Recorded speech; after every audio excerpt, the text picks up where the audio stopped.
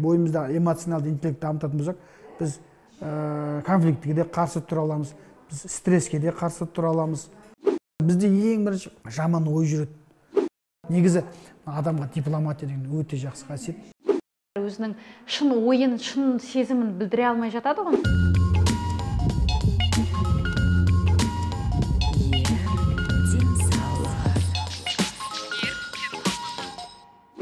EQ дейді ғой, эмоционалды интеллект жайлы. Эмоционалды интеллект туралы тарқатып айтып беріңізші, не үшін қазіргі заманда адамдарға эмоционалды интеллекттің болуы маңызды? Дәл қазіргі уақытта, бұрын біз эмоционалды интеллектті өзі біз өте қараған жоқпыз. Бұл Америкада 80-ші жылдары пайда болды. Голман деген, Дэниел Голманның алғашқы ұсынған енді осы несі, ұсынымы, теориясы дейміз. Қазіргі уақытта эмоционалды интеллект өте керек. Қазір біздің мына қоғамның барлығы, ол сізде, мен де мойындаймыз, біз керемет емеспіз. Бәріміз мына гаджет, телефон, смартфонға кіріп алдық. Қазіргі балалар Z ұрпақ дейміз. Z ұрпақты енді қазір тағы альфа ұрпақ деп жатырмыз. Мына 10 жылдан кейінгі туған балаларды. Бұның барлығы клиптік ойлау дейміз, қысқа ойлау, қысқа сөйлеу. Бұның барлығы сол қысқа жады. Қысқа жады. Бүгін ғана менде үлкен бір не болды, эксперимент болды. Балаларға қатысты. Сонда мен мысалы сауалнама жүргізгенде сол жерге қатысқан мысалы 10 ата-ананың мысалы барлығының үйінде айналасында ана 4 жасқа келген, 5 жасқа келген, 3 жасқа келген балалар айта алмайды сөзді. Бір ауыз сөзбен сөйлейді, екі ауыз сөзбен сөйлем құрай алмайды. Бұл дегеніміз не? Бұл біздің қоғам енді бір 15 жылдан кейін мынау сөйлемейтін адамдардың қоғамы келеді. Ал мына психологияда тіл мен сөйлеумен ойлау өте тығыз байланысты. Өйткені тіл болмаса ойлау дамымайды. Ойыңды тілмен жеткізе алу керек. Мысалы, ойыңды тіптен біз әртүрлі мысалы әдістемелер ұсынамыз. Егер ойыңыздан бір нәрсе қайталап келе берсе, бір нәрсе миыңыздан шықпаса, сіз соның бір қағазды алыңыз да күнделікті. Бәрін ойыңызда не тұр, жүйелі емес, қалай келе береді, соны жазып жатсаңыз, сол уақытта бірден сіздің ойыңыздан сол санаңызды сол ой тастап шығады сізді. Сол үшін адамдар мысалы әрі қарай жаңа ойлардың кіруіне мүмкіндік туады.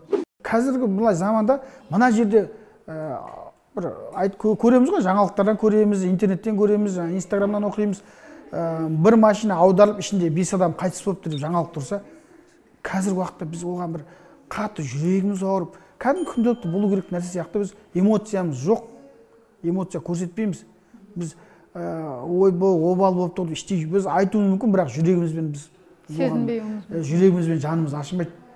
Сондықтан да бізге эмоционалды интеллект сол үшін керек. Біз мысалы тек қана өзіміз үшін емес, мына өзіміздің айналадағы адамдармен сол адамдардың мысалы сіз сөйлесетін кезде түріне қарайсыз ғой. Ол мысалы көңіл күйі болмай тұрса, сіз оған қалжың әңгіме айтпайсыз ғой. Сіз сол адамның көңіл күйін тани білуіңіз керек. Тіпті менеджер ретінде сіз басқа адамдармен, басқа бір әріптестермен келіссөздер жүргізетін болсаңыз, сіз сол адамның эмоциясын білуіңіз керек. Ол сізді құптап отыр ма, құптап отқан жоқ па? Сондықтан да сіз соның басқа адамдардың эмоционалды интеллектінің даму, ол сіздің өзіңіздің алға қойған мақсатыңызға жету үшін басқа адамдардың да эмоцияларын түсіне отырып, соларды басқара отырып, сіз өзіңіздің қойған мақсатыңызға жетуге ұмтылу. Қазіргі уақытта біздің эмоция жоқ. Қуаныш болып жатса да біз қатты қуанбаймыз. Қайғы болып жатса да біз қатты қайғырамыз. Өйткені біз қазір қоғам, ол біздің Қазақстан ғана емес, әлем қазір жаһандану заманында қоғамның барлығы осындай деңгейге келе жатыр. Ешқандай біз эмоция қатты көрсетпейміз, қатты қуанбаймыз. Балалардың өзі солай болып келе жатыр. Сол үшін эмоционалды интеллект сол үшін керек. Біз адам ретінде өзімізді дамыту үшін, өзімізді түсінуіміз үшін. Біз егер өзіміздегі бойымызда эмоционалды интеллект дамытатын болсақ, біз конфликтке де қарсы тұра аламыз, біз стресске де қарсы тұра аламыз. Біз әртүрлі болатын жаңағы жолымыз болмай қалып қиналыстарға да біз дұрыс тұра аламыз. Бір жаңағыдай суицидке де суицидке барудың да жаңа нелер саны азаяды. Өйткені біз эмоционалды тұрғыдан біз өзімізді басқара аламыз.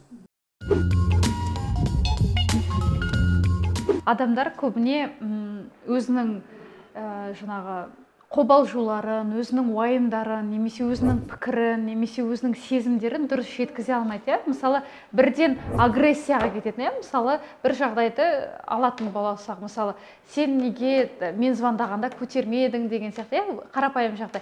Мұнда астарында, мысалы, мен уайымдадым, сен қайда жүр деп, мен деген сияқты, сен жауап бергім келген жоқ деп ойладым деген сияқты өзінің сезімін білдірмейді. Адам керісінше басқа адамды кінәлі қылдырып, агрессиямен жаңағы қарым-қатынас жасайды.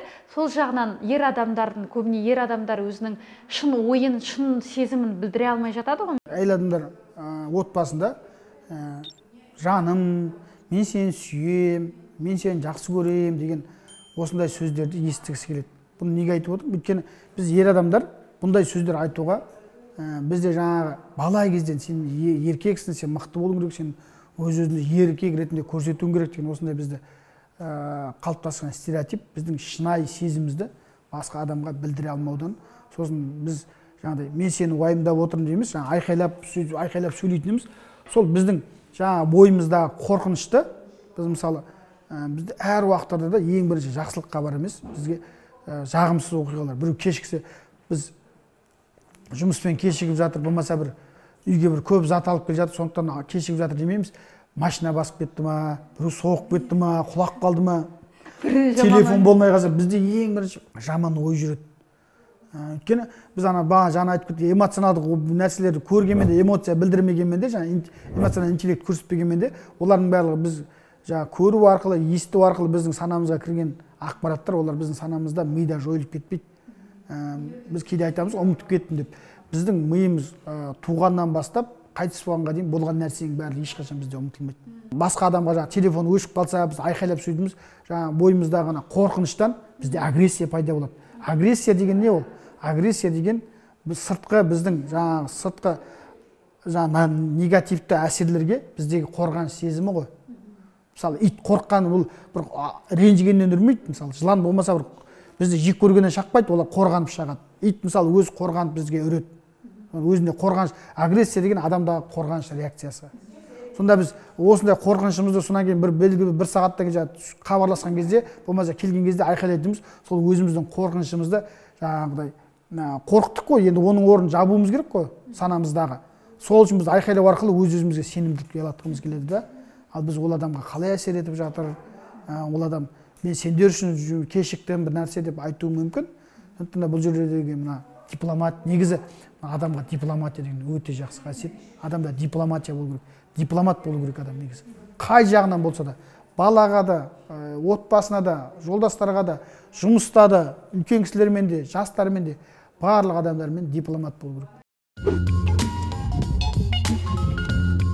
Сізді мазалайтын кез келген сұрақты пікірге жазып, маманнан дұрыс әрі толыққанды жауап ала аласыз.